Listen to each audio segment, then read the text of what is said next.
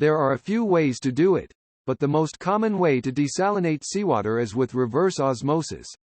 This involves pushing seawater through a series of filters and membranes that separate it into pure water and a salty concentrated brine. This process is very energy intensive because you have to highly pressurize the water to push it through the membranes. There has been some effort building these in places with minimal fresh water and cheap available energy like Saudi Arabia. But it is an issue of scale. I'm surprised that reverse osmosis filtration is less energy intensive than distillation, which doesn't require filters or high pressures, just a lot of boiling water. Removing salt from water requires a ton of energy. There is almost always a different option that requires far less resources than desalination. Basically, all our problems are energy problems. With unlimited clean energy, we could solve just about every physical problem we face. The places that use desalination all have money and energy to burn on the process. It is pretty expensive to maintain a desalination plant.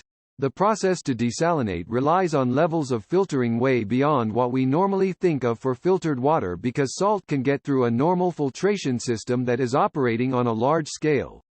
Even in California, where water shortages are many, it has been slow going to construct the ones they have, and then you have to send that water against gravity to get it to places that need it.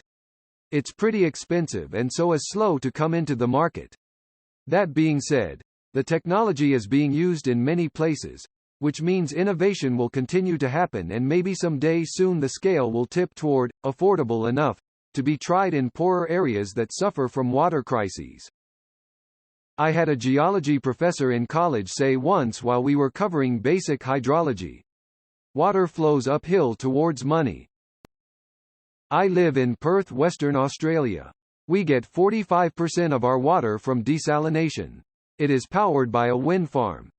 https://www.watercorporation.com.au/r-water/desalination. I'm in Victoria and honestly did not know that. Because desalination is a costly and lengthy process, digging for groundwater is much more manageable, and in short-term bottled water is a good way to avoid people getting sick or dehydrating. I literally work on an island in Tampa Bay that has no running water. It's called Beercan Island, and we would greatly benefit from a desalination system. Unfortunately, when we dig for groundwater here on the island, it's still salty.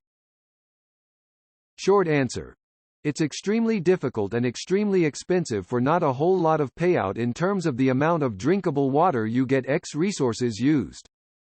Also transporting it uses a lot of extra resources. Wells are more efficient. Extremely expensive is still a fraction of a cent per gallon. For drinking water, this is perfectly workable. For agriculture, somewhat less so.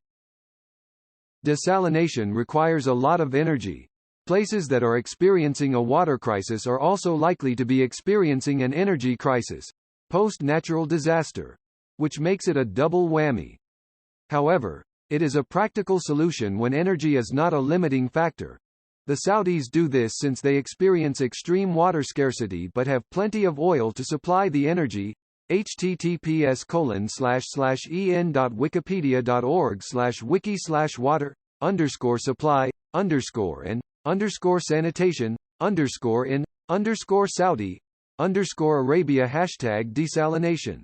https://en.wikipedia.org/wiki/water_supply_en_sanitation_Arabia-desalination. Why is desalination so expensive? Salt is a very tiny molecule. You might know its chemical name as sodium chloride. That means it's just one atom of sodium, Na, and one atom of chlorine, Cl. A molecule of salt is only a little bit bigger than a water molecule. In order to get the salt out of the water, you have two options, and both are very expensive.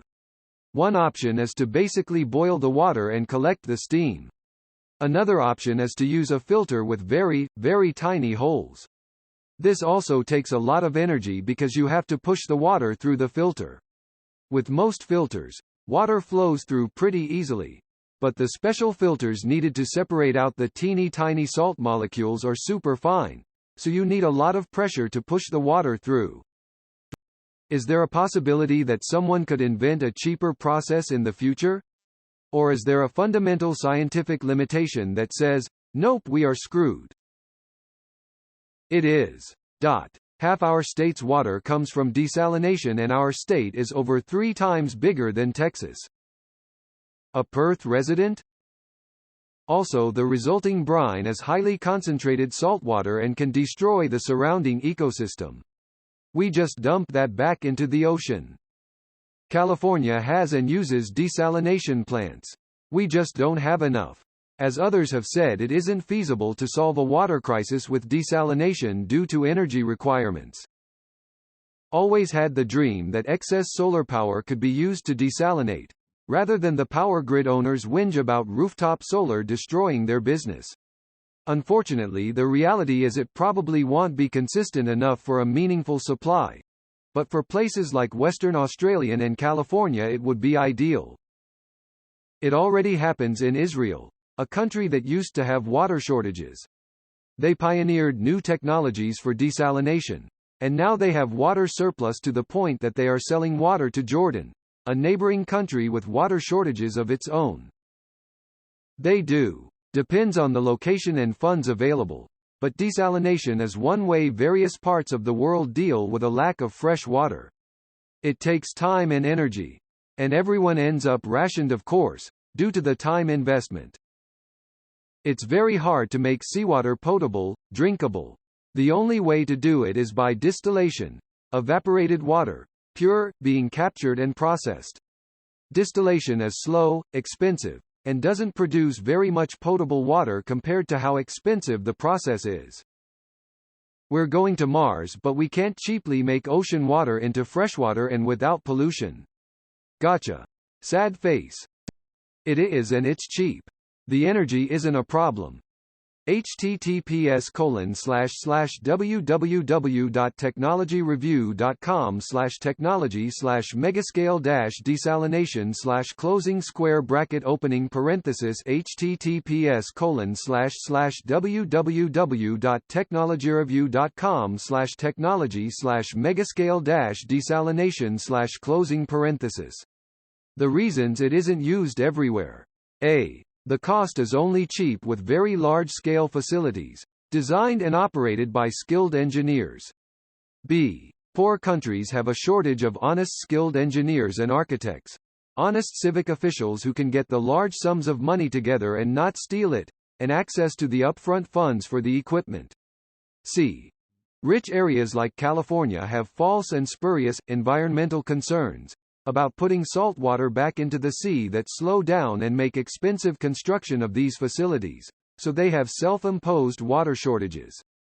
They also waste a bunch of their water trying to grow crops in a desert.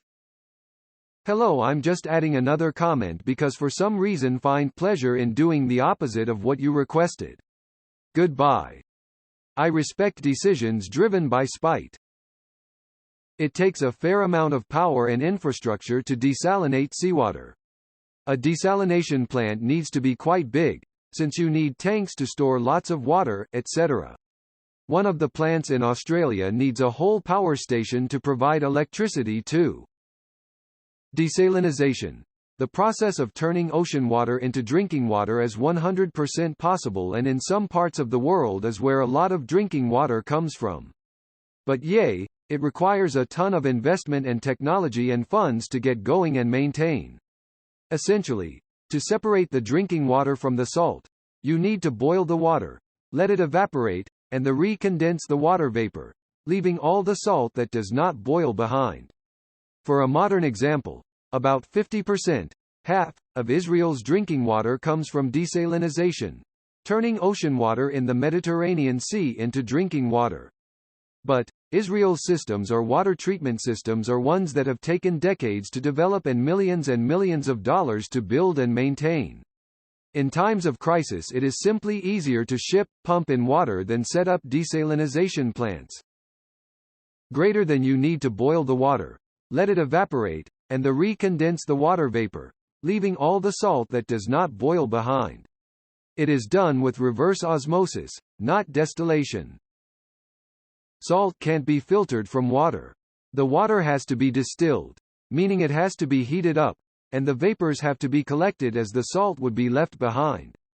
The problem with this is that it takes a lot of energy to heat up the amount of water needed to resolve a large-scale water crisis.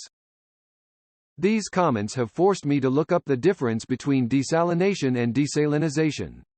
Apparently the former is just about creating drinkable water from seawater while the latter is about removing salt and minerals from any water.